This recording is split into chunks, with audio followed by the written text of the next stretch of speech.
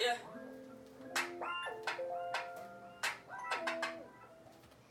This is John Green with Crash Course World History. Jake, just stop, why don't you? You're really not funny, I can tell you. Everyone thinks that.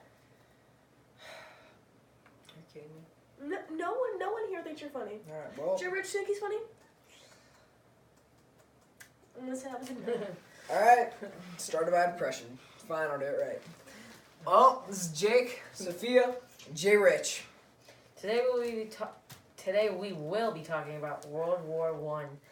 World War I started on the 20th of July with the assassination of Archduke Franz Ferdinand. Sophia, it's Archduke, and you know that. Stop being silly. But leading up to World War I was Mania. Mania stood for militarism, alliances, nationalism, imperialism, and assassination. This is a very key point in this presentation here. You kiddos back home who are watching this, write this down. This will be on all world history tests that you take.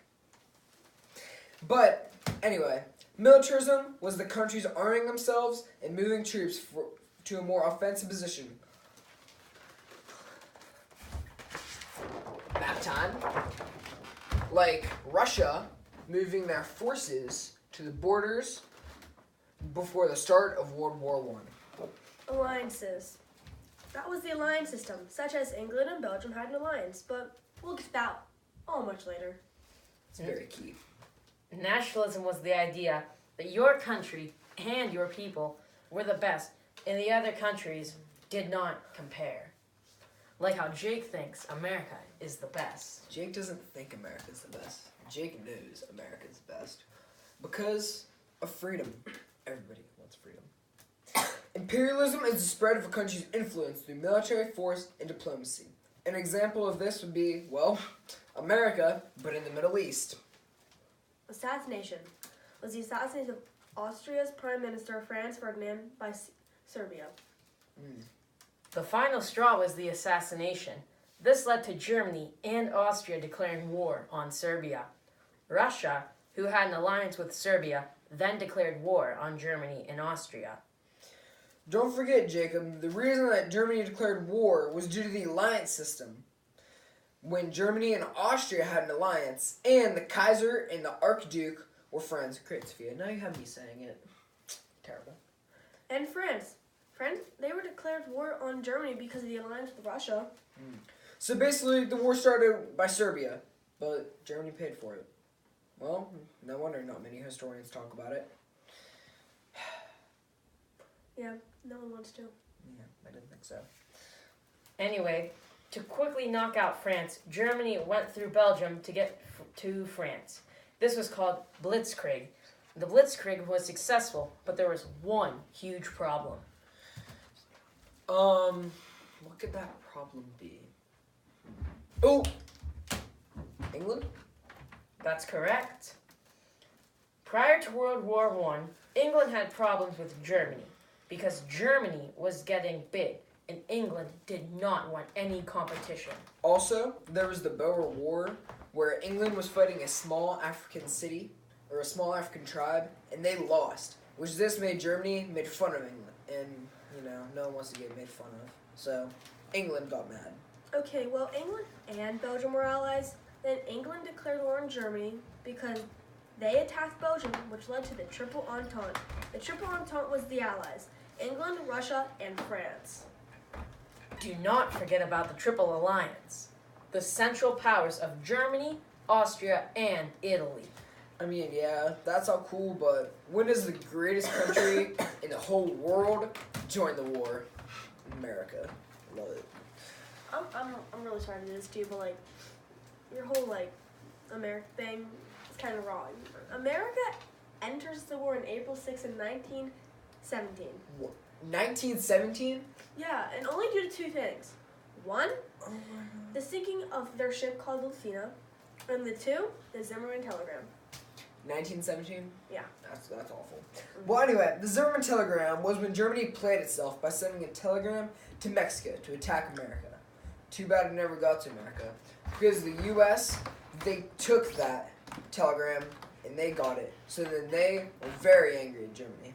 Not to mention the sinking of their ship. It was an England non-combative ship that the Germans sunk. Why would the Germans do such things? Because they thought it had like a bunch of like military stuff that they were going to send over to the war. But it didn't. Guess what had on it? Americans? Yeah. Several hundred, in fact.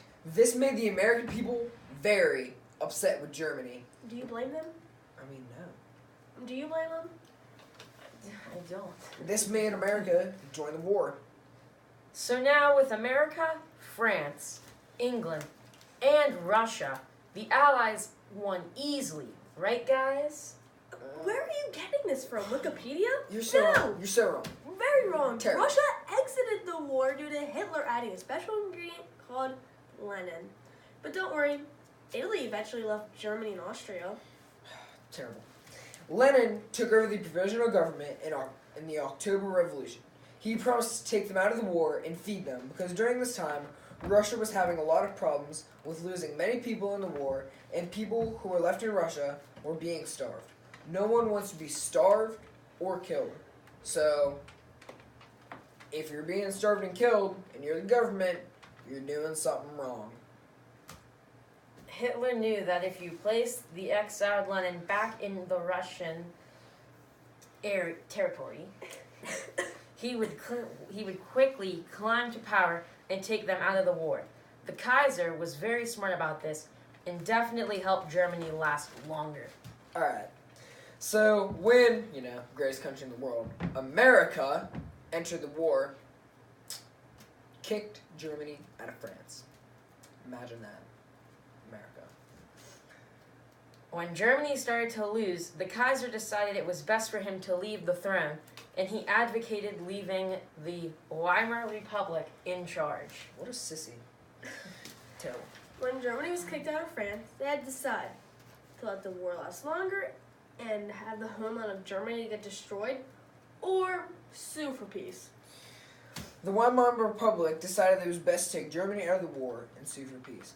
Nobody, and I mean nobody, wants their homeland destroyed and more of their innocent civilians destroyed. So, good job, Weimar Republic. Good job.